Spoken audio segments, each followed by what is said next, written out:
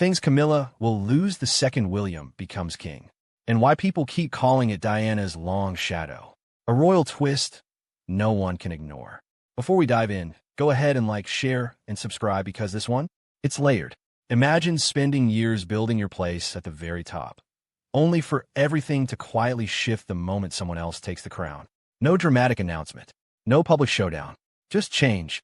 That's the conversation swirling around Queen Camilla and what might happen when Prince William eventually becomes king.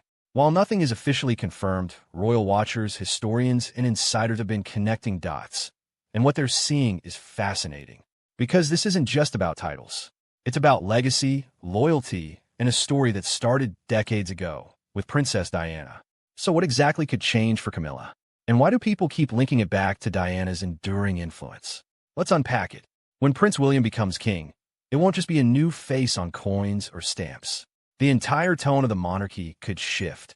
William represents a different generation, one that's more modern, image-conscious, and deeply aware of public opinion. And that matters.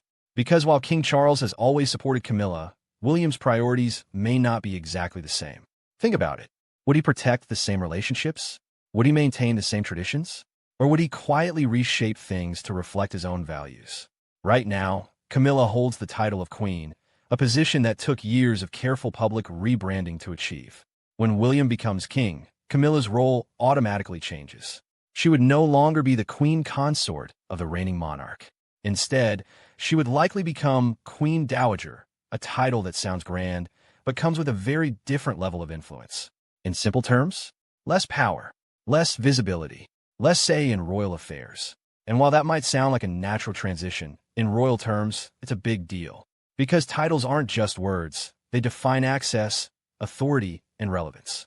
So the question becomes, will Camilla gracefully step back? Or will the transition feel like a quiet removal from the spotlight? Let's be honest, public perception has always played a huge role in Camilla's story. For years, she faced intense criticism, especially from those who remained loyal to Princess Diana's memory. Over time, her image improved, but it never fully escaped comparison. Now, enter William. He has consistently shown a deep commitment to preserving his mother's legacy. From public tributes to personal interviews, it's clear that Diana's influence still shapes his decisions. So what happens when he sets the tone for the monarchy?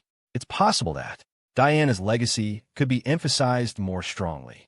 Certain narratives could shift, and Camilla's presence might become more understated. Not erased, but not front and center either. Which raises an interesting thought. Is this less about revenge and more about restoring balance? Here's something people don't often think about. Homes.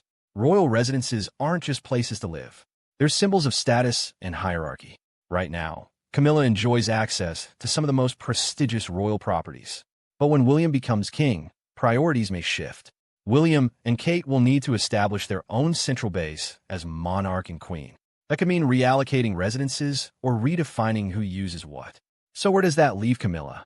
Possibly in a more private, scaled-down role, still respected, but no longer at the center of royal life. And honestly, that kind of shift can feel bigger than losing title. Because it's not just about where you live, it's about what that place represents. Power in the royal family isn't always loud. Sometimes, it's about who gets listened to. Under King Charles, Camilla is known to have influence behind the scenes. She's part of discussions, decisions, and the inner circle. But William? He's known for having a tighter, more focused advisory group, one that leans heavily toward his own generation and trusted allies. That could mean fewer opportunities for Camilla to shape decisions, or even be involved at all. Not because of conflict, but because of change. And change, in royal terms, can feel like a quiet kind of disappearance. So the real question is, will Camilla still have a voice, or will she simply become part of the background? Now we get to the part everyone whispers about. Princess Diana. Even decades later, her presence is still felt by the public, by the media, and most importantly, by her sons. William has made it clear that honoring his mother isn't just personal, it's part of his identity. And when he becomes king, that influence could shape everything from royal priorities to public messaging. So when people talk about Diana's revenge, it's not about drama or payback. It's about legacy. It's about the idea that Diana's values, her compassion, her connection to people, her way of doing things, might quietly redefine the monarchy. and in that process, Camilla's role could naturally become smaller, not through confrontation, but through contrast. Do you think Camilla will quietly step back when William becomes king? Or do you believe her influence will remain stronger than people expect? Drop your thoughts in the comments. I'd love to hear your take on this unfolding royal story.